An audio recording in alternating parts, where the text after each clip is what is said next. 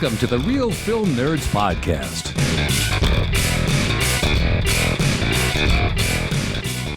Welcome back, Nerderinos, to another exciting episode of the Real Film Nerds Podcast. Yes, Mike and I just recorded number 368, so that would make this Real Film Nerds Podcast 369, dude! Wow, dude, 369. Wow, okay, cool.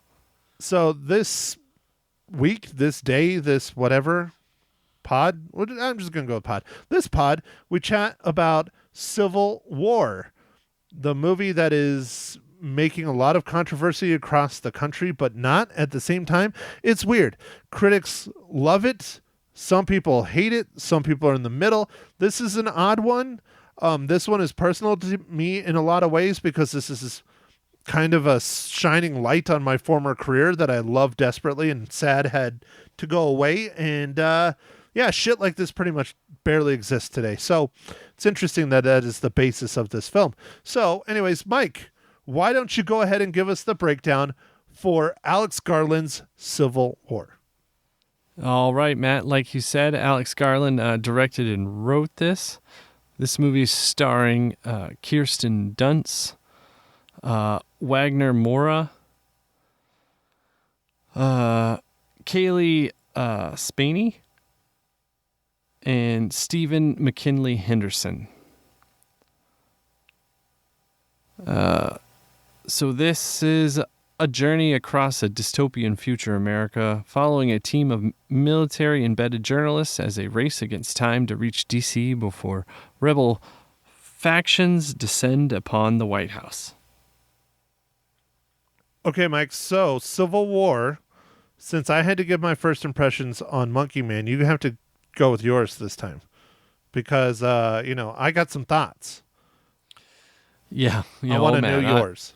I'm gonna be giving you lots of questions about your one of your former careers, but before we get to that, man, I really liked it. I liked the approach to this movie. I liked the way that it didn't dive into politics, but did. It was like a lot of interesting ways of looking at stuff. Kind of a, I don't know, non-objective, like the way that news is supposed to be. Kind of like they're just like, hey, we're just here for the story.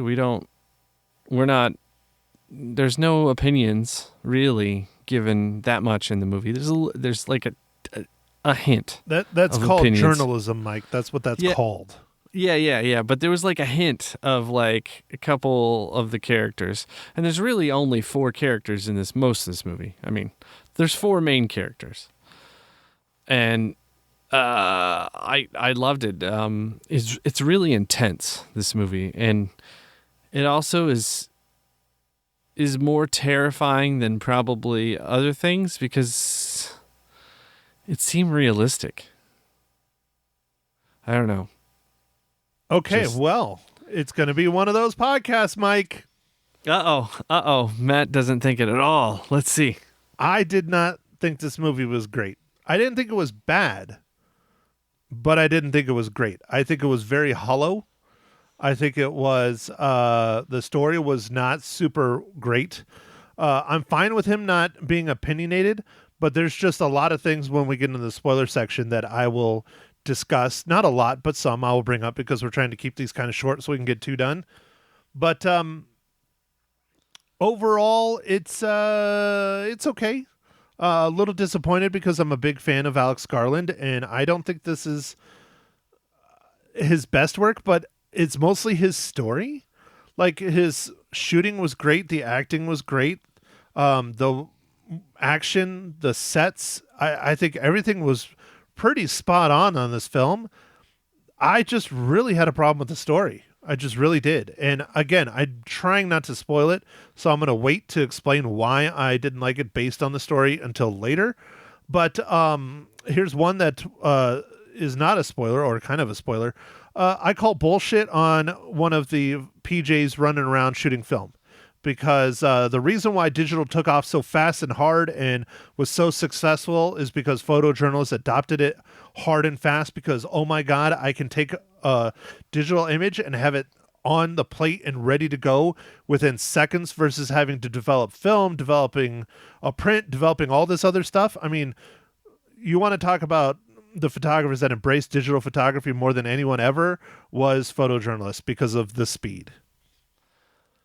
I thought that was a little bit weird, Matt. I'm not gonna lie, because I was like, why would you have cameras that don't have, like, especially in this kind of like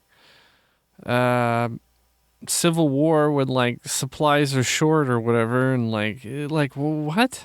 Well, like that seemed odd to me. And the other thing too is this is supposed to be 20 years in the future. So how much film is really going to be around?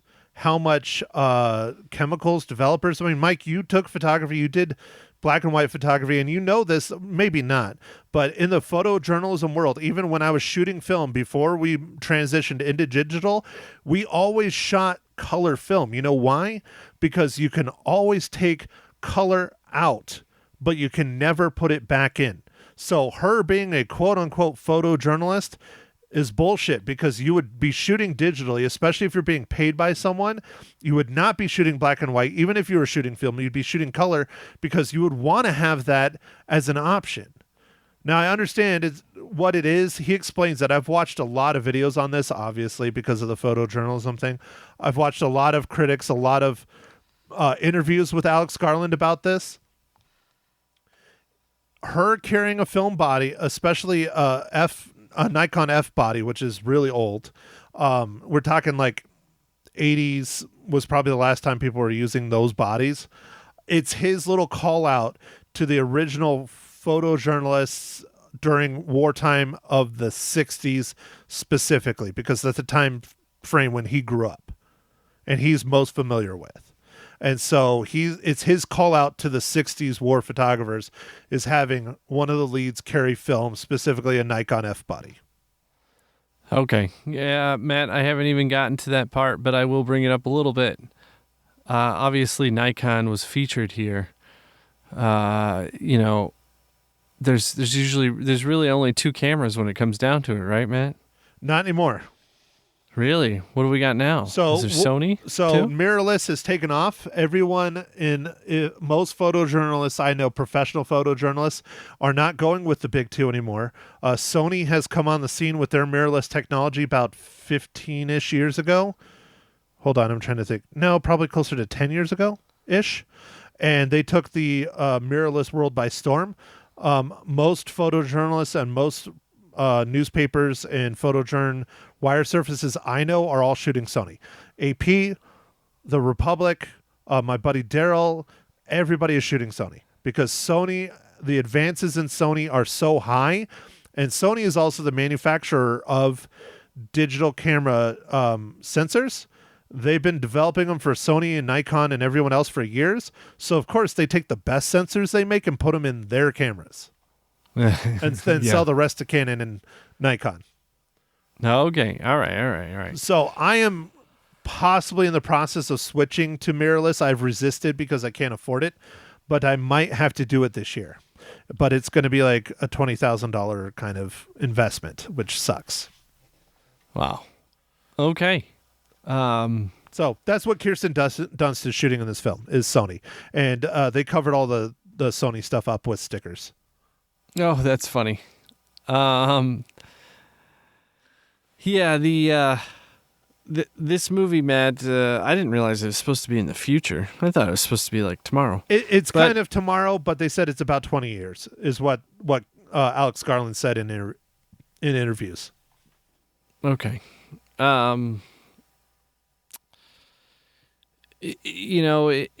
It was interesting, the having all the shooting and stuff, and like the well, I guess I don't want to get into spoilers quite yet because we haven't gotten there, but Matt, I will ask you, being a former photojournalist, still photo sometimes on the side. I'm a freelancer now. Yeah, I mean, yeah. I still shoot for newspapers, I still shoot for magazines if they call, but I basically don't do it 70 hours a week anymore. I do it maybe 10. But anyway, sorry, Mike, to interrupt. Go ahead. Yeah. Do you think you would ever? Did you ever want? I don't know if you did or not. Did you ever want to do war photography? Mike, of course I did. I really wanted to be a war photographer when I was in college. I have my favorite war photographer. I don't know if he's still shooting or not now. He might have retired. I'll have to look it up. But his name is James Nashway. And I learned about him when I was in college. He dedicated his life to war photography.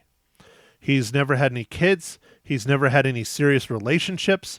All he has done his whole life is be a war photographer. And he only shot black and white film like a typical Magnum or any other, photojournalist like that.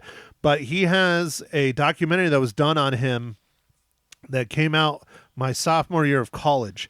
And you can get it on Amazon, but it's $30 and it's a DVD. It's not Blu-ray. It's not streaming, any of that shit. But it truly shows you the shit he went through. And it shows you some of the stuff he goes on. Because what he did is he wore a backpack with a camera on it. This was before GoPros. With a backpack with a video camera and battery and stuff, and had it on his camera. And so as he's running around shooting stills, you hear his camera going off because he's videotaping what he's doing. It's pretty wild. Wow. But wow, that is pretty crazy. Do you know the CNN international correspondent Christian Amanpour? World renowned, incredible journalist. You know that name? It sounds familiar. Yeah, she's very well known. Well, she's in it because she goes on some of the stuff that he goes on back when she was still cutting her teeth, before she was super famous and big now. And so, anyways, yes. Wow. Make a long story short, yes, I wanted to be a war photographer. What I can talk hours about this. What has happened to war photographers since probably the past 10 years has almost set the entire industry on its head, even more than what happened to me. War photographers typically don't have media outlets behind them anymore. If you want to be a war photographer, you have to fund your own way. You have to go to the war zone. You have to find your own translator. You have to find your own way to be protected. You have to find all your own shit. And you're not there under the name. What I mean by name, I mean like New York Times or Associated Press. Like, they still have a handful of those, but for the most part, most of the war photographers you see today are people that are paying their own way to be there. And then there's no guarantee if you get captured, the New York Times or AP or whatever would fight to try and get you back. They're just like, oh, another dead American kind of thing. It's frightening what has happened to war photography. So it's almost more like you're a freelancer that just happens to be at the war, and like sometimes you can sell your pictures if you get lucky. Yes. So that's what happened, in war photography specifically got it even before like the regular photojournalism.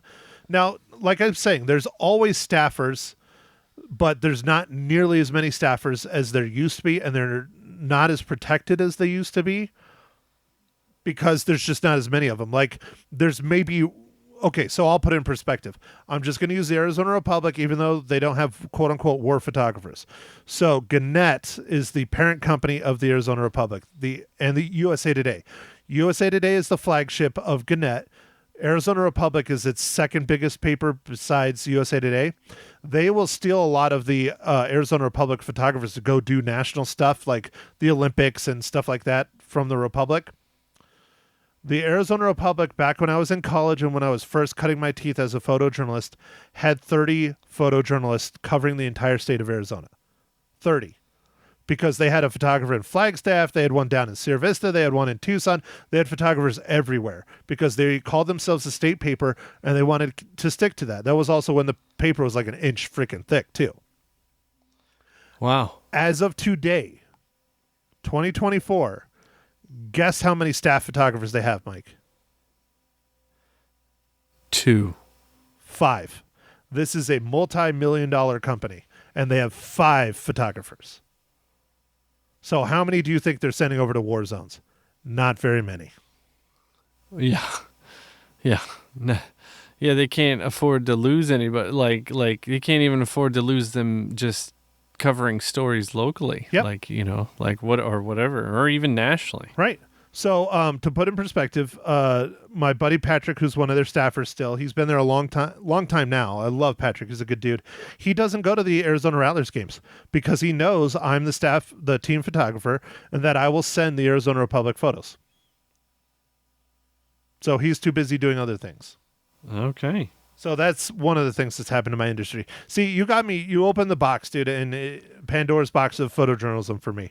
But anyways, yes, I wanted to be a war photographer. I would love to be a war photographer to this day, but it's not in the cards. Okay. All right. I did open the Pandora's box. I knew it's something very personal, though. So, like, I mean, when I saw we were be doing this movie, I was like, dude, man, it's about photojournalism. You're like, what? I think you didn't know that. I had no clue. I thought it was just about journalism. I didn't know it was a photojournalist. Yeah. Played by Kirsten Dunst, who she's only 41, dude, and she looks like she's a lot older than that. She looks very tired and weathered in this film, which I think works really well. Yeah. Well, she looked beat up. She's supposed to. She's supposed to be the burnt out war photographer that has no more, I don't want to say soul left, but no more compassion left because she's just seen so much death and destruction and murder and the horrible side, and she's PTSD'd out to the point where she just doesn't care about life or her own life anymore. Right. Yeah. So before we get into some of that stuff, Matt, I'm just going to ask you, what are you drinking this fine morning, evening, afternoon?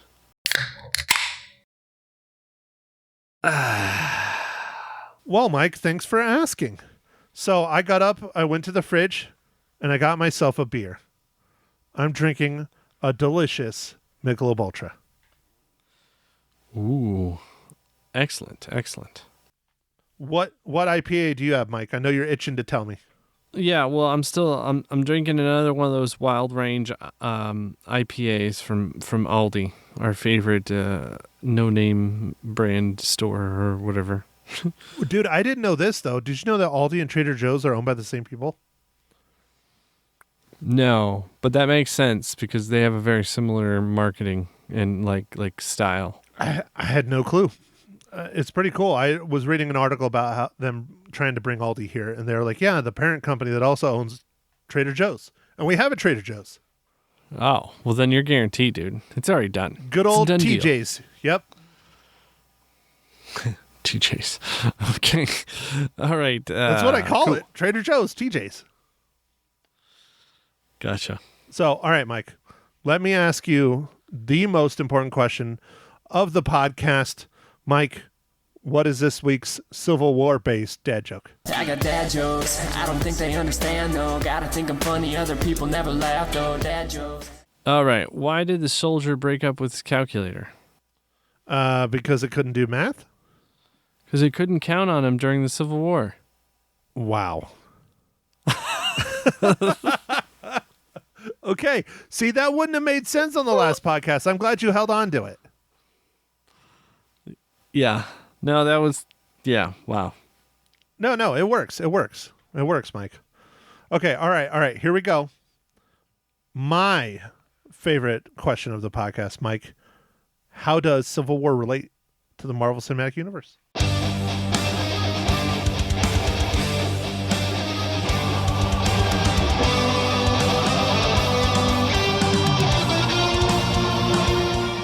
All right. So none of our main stars in this were part of any MCU. So I had to dig into the makeup department, and I found Bridget Kreider, who worked on Spider-Man No Way Home.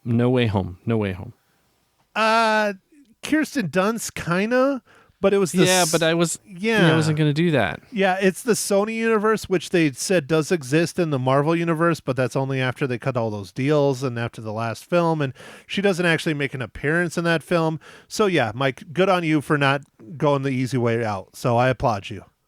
Yeah, that was my only Matt, believe it or not, I worked at movie theater 2002 when the Spider-Man came out, and it was crazy, and the general manager didn't think it would do well. He's like, those comic book movies never do well. And it did fucking gangbusters, because I still love that Spider-Man, dude. I really do. Kirsten Dunst was fantastic. Everybody was great in that original trilogy. And it was Sam Raimi. It was Sam Raimi, and it made so much money we could not keep up. It was crazy, dude. It was crazy. I love Sam Raimi. He's awesome. Yeah, it's hard to believe that was 22 years ago. Anyway, moving on. Feel old yet? Because I sure as hell do. That was back when there was film and the projectors, Matt.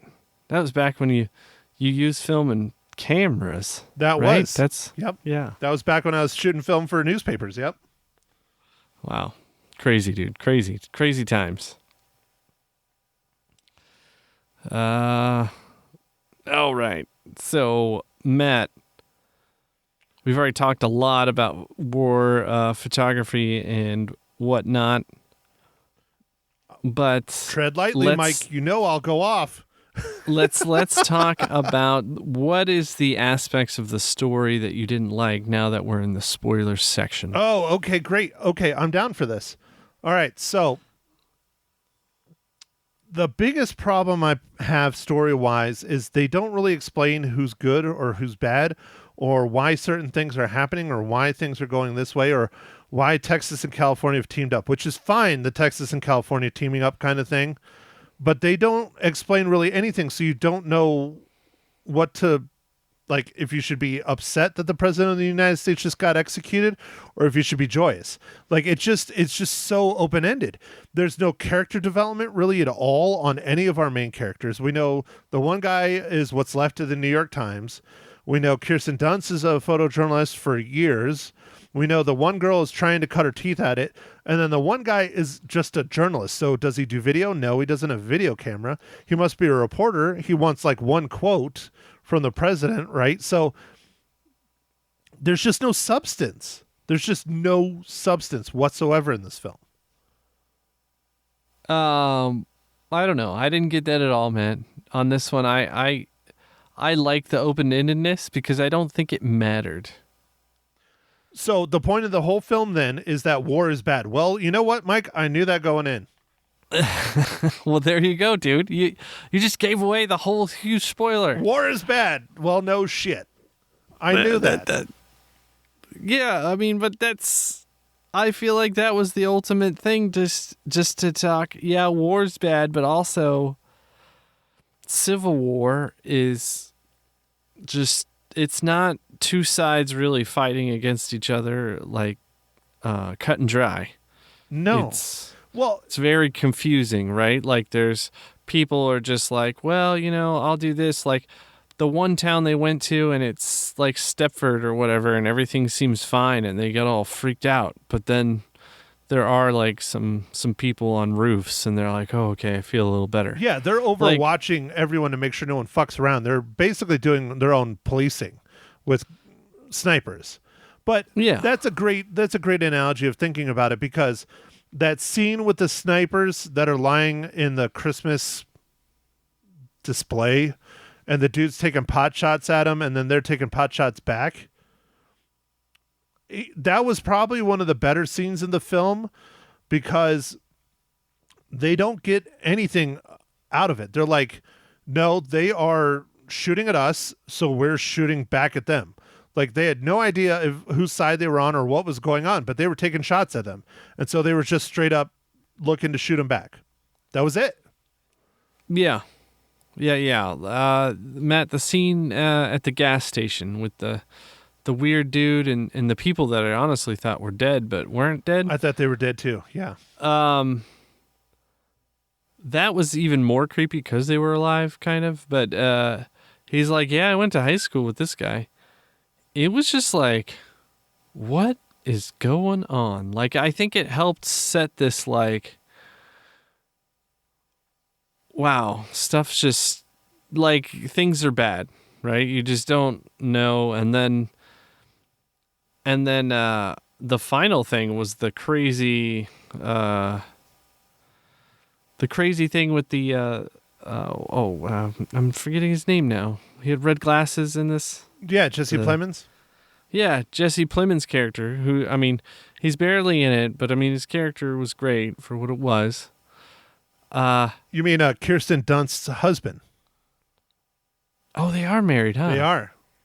Oh, I even forgot about that. Okay. They have But- they have like 5 kids too, I think. Oh, wow. Well, that's cool. But anyway, that scene was just, I don't know. I feel like that was like really hammered home just how crazy and like just things are during Civil War. I don't know. So tell me how you interpret that scene, because my nephew told me how he interpreted it, and I thought he interpreted it very, very wrong.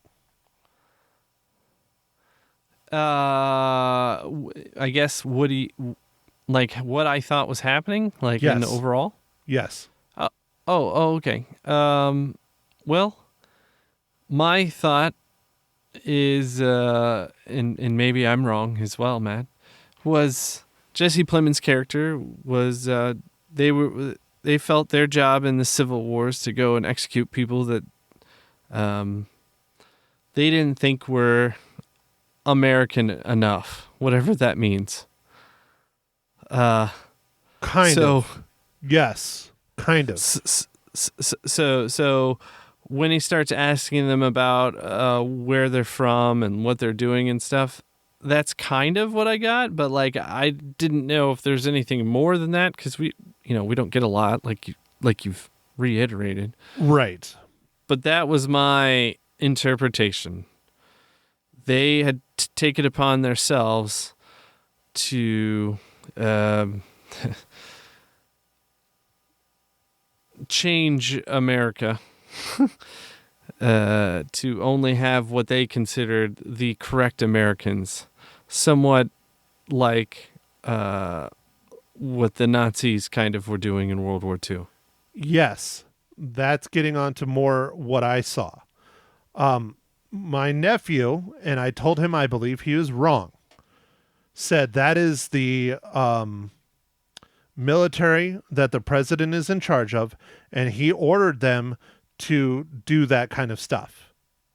And I said, clearly you were not paying attention and watching the same film I was, because this is my interpretation of it. So, spoilers. Remember that, everybody. Spoilers. Super spoilers. That is a mass grave. There wasn't a whole lot of long shots on the mass grave, but there was some. I don't know if you caught this or not, Mike. Every single person that was in the mass grave, how do I put this politely, was not white.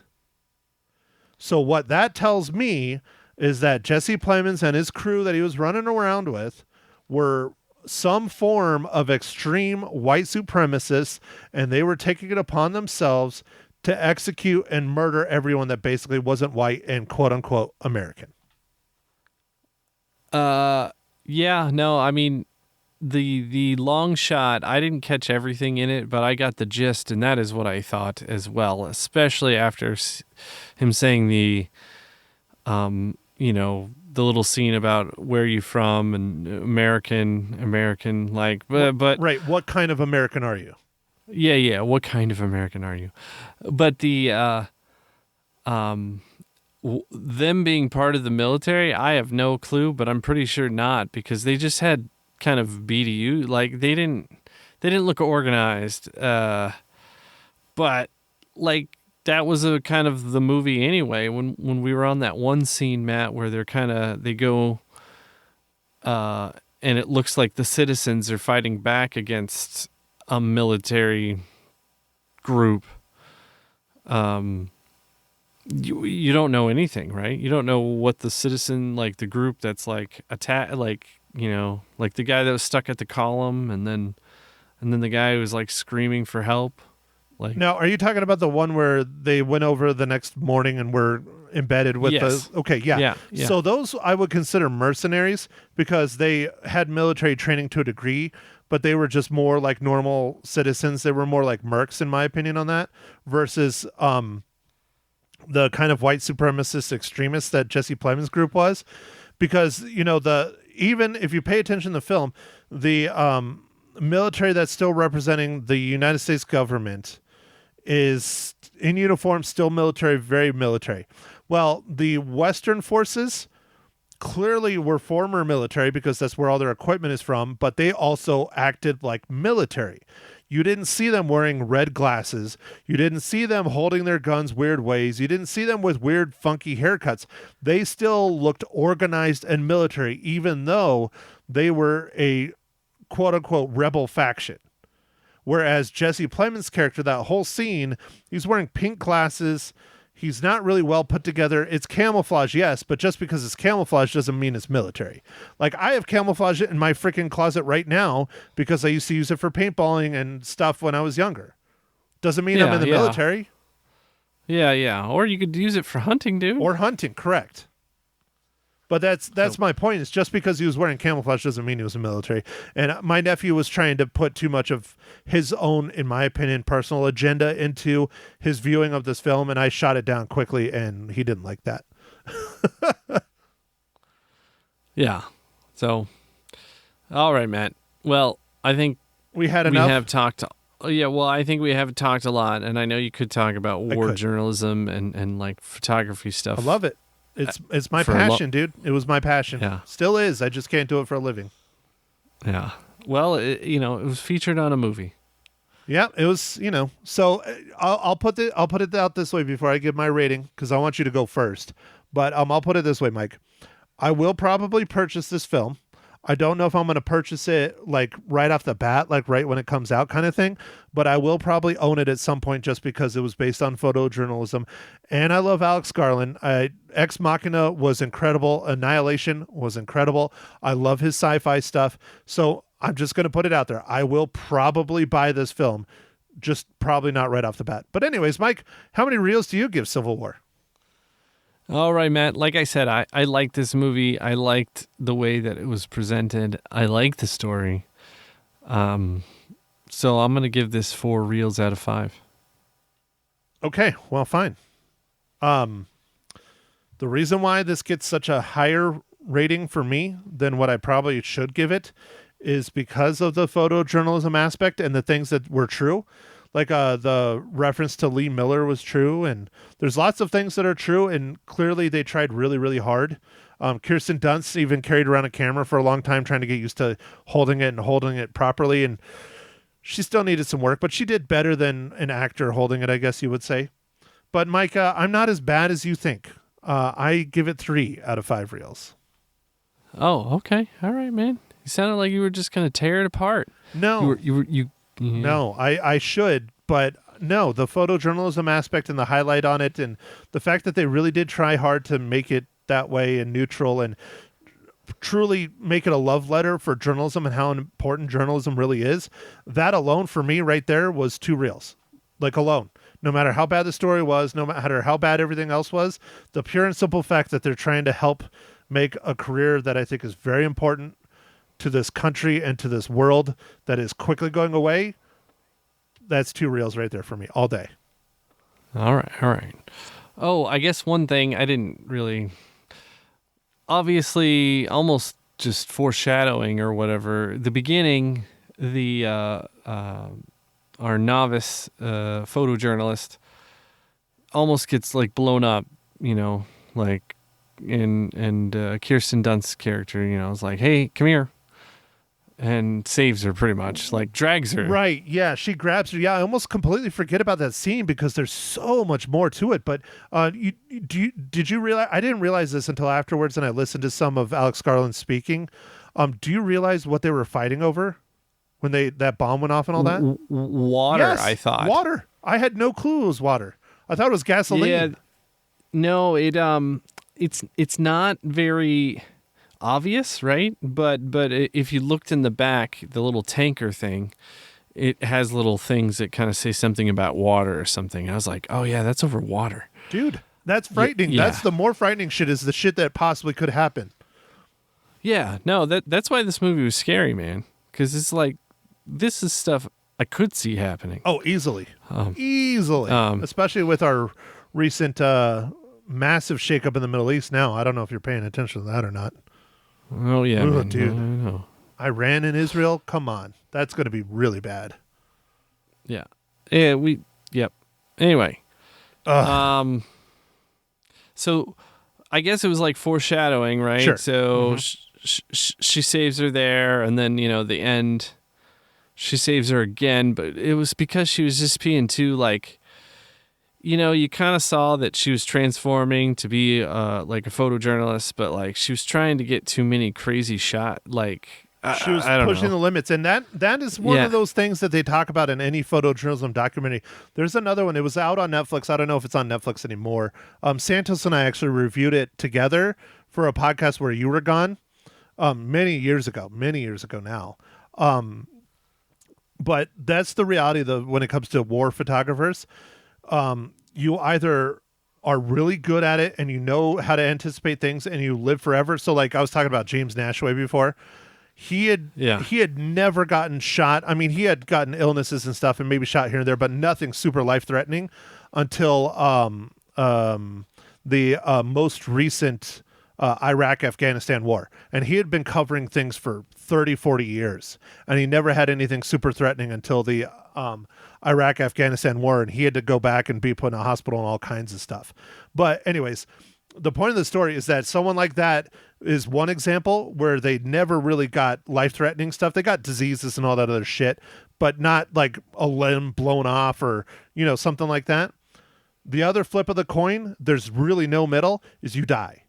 Like as a war photographer, like you just push the limit too far and you just die. That's it. Yeah, you just die. Yeah, because you don't have that feeling and you're cocky as shit and you just get picked off.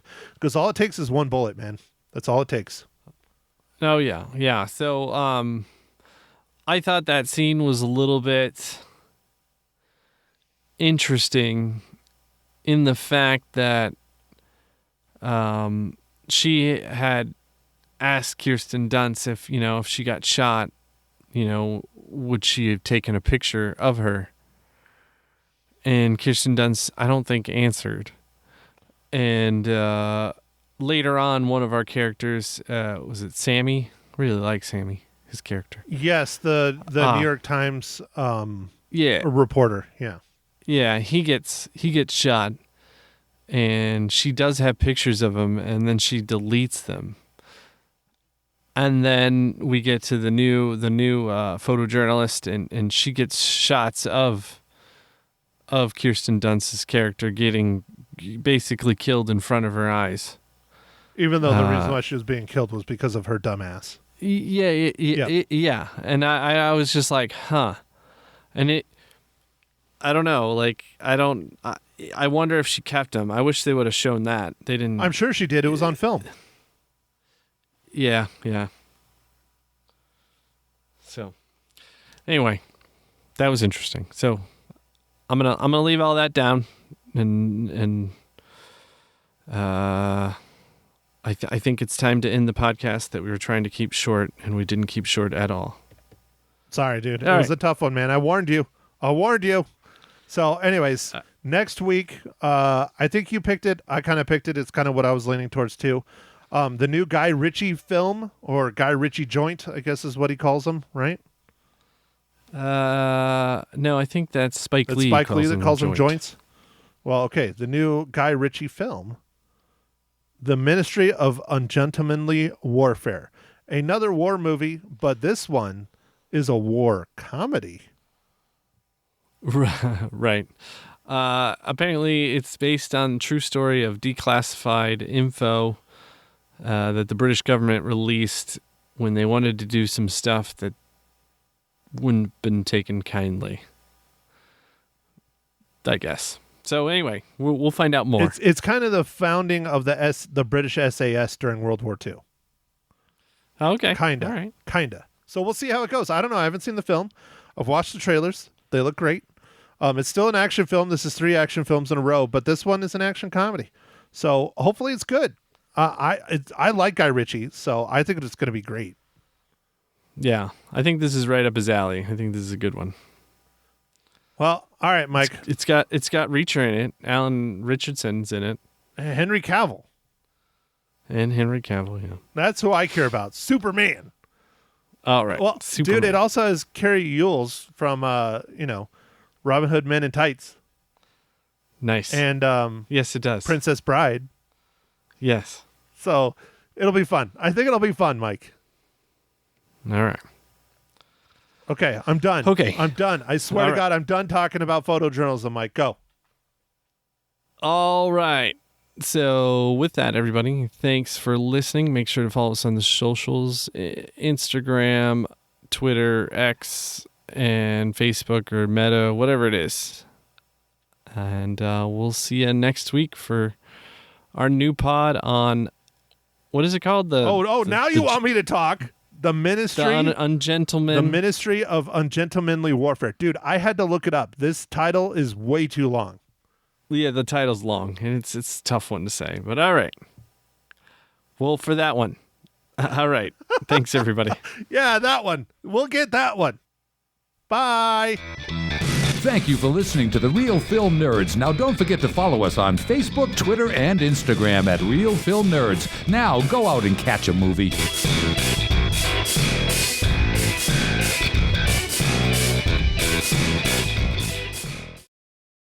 Welcome, everyone, to Ma Hinshaw Loses Her Cookies, episode 59, Civil War. Hi, Matt. How you Wow, now you're really grumpy. No, I'm not grumpy. You're starting a Hinshaw Civil War. Okay, I am. No, I'm not.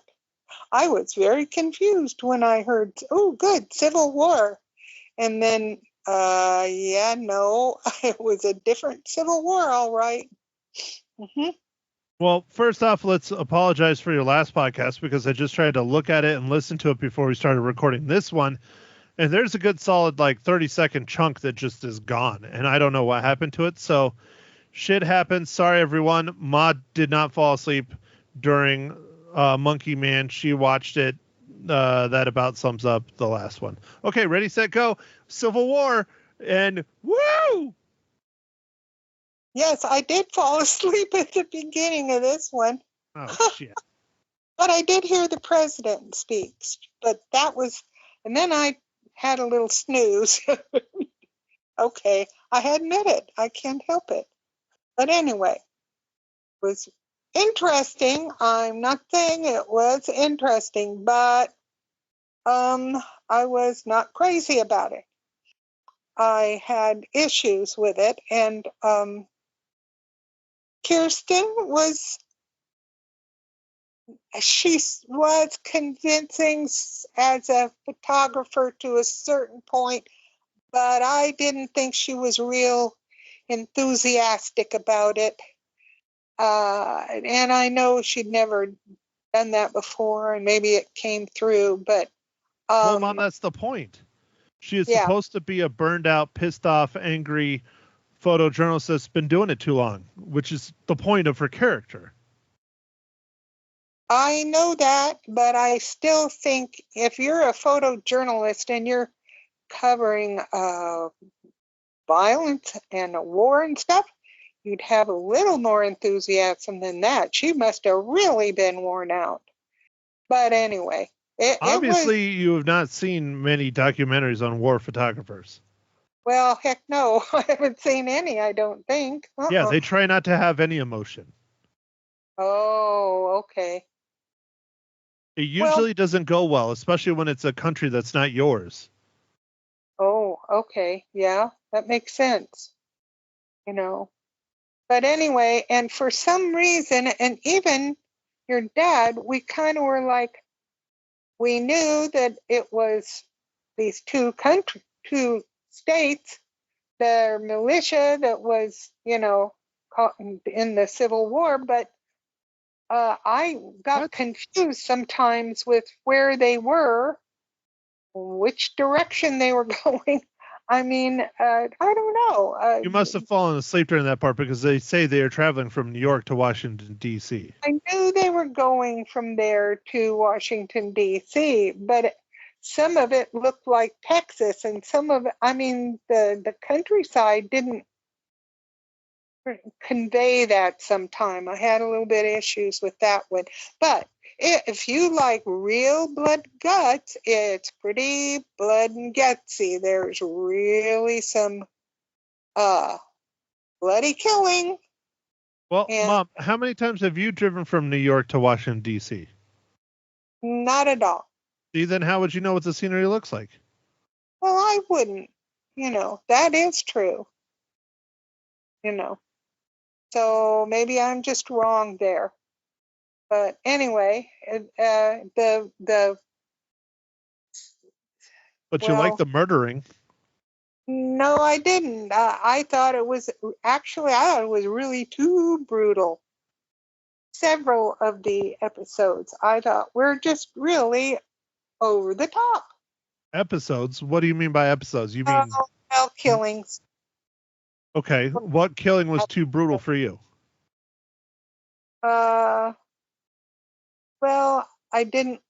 I don't want to describe it because Oh, I asked you specifically. I didn't ask you to describe the film. I asked you a scene that was too brutal for you. You can talk about that. okay. The one with the fellas with the guns and they Well, drove. yeah, that's what. The one with the fellas with the guns. Well, but the photographers drive up on it and they get out and then they ask, "Are you an American?" Okay, so the scene with Jesse Plemons, that's the one where there is a mass grave. right. Okay, see? You can Pretty describe that. much, really. I didn't want to give all of it away, but I mean, yeah, it was pretty ew, And then when they get to,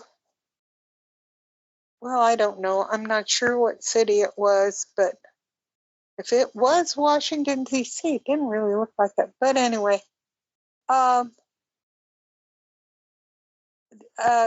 there was another photojournalist that came along, and she seemed to be really more into almost getting in harm's way to get the photographs. Yes, that's the point. She is supposed to be a novice and a rookie and has never done it before. And so that's why she would get in there where she would almost get taken out because she wanted the photographs. Right. Okay, got that there. And then also, I had issues with when they finally get to the White House, and I just, to my mind's eye, said, I would have thought the president would have been out of there knowing that they were attacking the White House. I would think because they have tunnels where they can get out and stuff. And it just, that part of it kind of bothered me. I thought there would be a heck of a lot more defense from the president's people, even though he was not a good president or whatever. They never say that he's not a good president.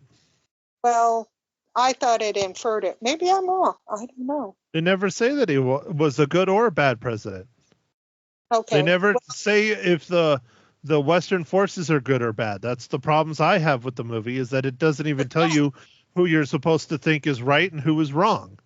That's true. And that is because, and then it was like, okay, part were from Texas, part were from California. They have totally different outlooks. No, not part. They are from Texas and California, and they called themselves the Western Forces. Right. But I didn't think they were all really on the same page, but I guess they were. Yeah, it was that's why I didn't think it was that good, because I mean, people left going, what? It kind of really left you up in the air. And that's part of, there were good battles and some really good jump scares and everything from bombs going off, etc. But it still didn't ring my bell. And there you go, Matt. That's what I feel. Okay, well, how many cookies do you give Civil War then? 2.5. See, what's funny is you say you didn't like it, but yet you give it 2.5. Well, you know, I think that's hilarious. You didn't like it at all, but you give it a middle of the ground score. 2.5. If you don't like it, you give it a 1 or a 2 or a 1.5. Well, okay, then I'll give it a 2. No, you already Yeah. said your score. No. You I said it have on the that- radio. It is 2.5. Well, I know. That's what I said. Your rating system is just rigged.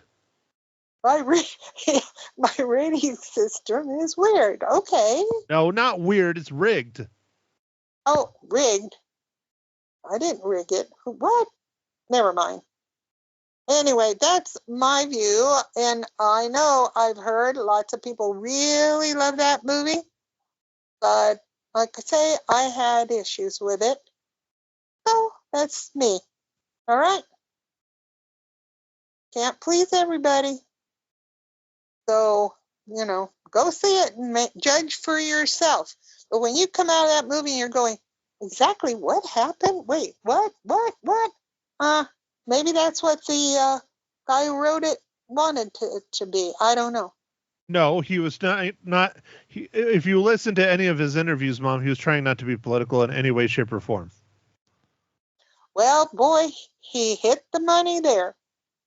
Because he wasn't. It wasn't political to me, except I think people put political things on it, actually. But, that's another story, which I'm not going to talk about. So, okay? All right. Well, what movie are we talking about next week? Oh, I cannot even say the title. You have to say it because I don't have it written down. And I Why? can't. Because it's a swear word or what? No, it's just a very long title, and it's about World War II, and it's supposed to be a true story, but I don't know the title of it. Help, Matt. It is called The Ministry of Ungentlemanly Warfare. See there, that's very confusing. Gentlemanly warfare. The Ministry of Ungentlemanly Warfare. Holy cow. Okay, See, if you listen to me finish my words before you start talking, you would hear the whole thing. Oh, okay. Oh, good. Thank you very much for saying it for me. So that I only messed it up some. Oh, I missed Christ. I need a cocktail. Yeah, you go get one or a brewski, okay? Oh, that'll put you to sleep. Beer always puts me to sleep. Anyway, that's my opinion, and I'm sticking to it. Is that how you're going to end your podcast from now on? Yes. That's my thoughts, and I'm sticking to it. I will. I'll do that. Unless I'm in a different mood, and then I'll say something else, okay? No. No, okay. Well, all right. I guess that's the end of yet another riveting episode of Ma Hinshaw Loses Her Cookies. This time about the Civil War. Well, it's not the Civil War, just Civil War, directed and written by Alex Garland. Next week, The Ministry of Ungentlemanly Warfare. Thank you, everyone, for listening if you made it this far. If not, we understand. This is Horrible Tripe. Bye.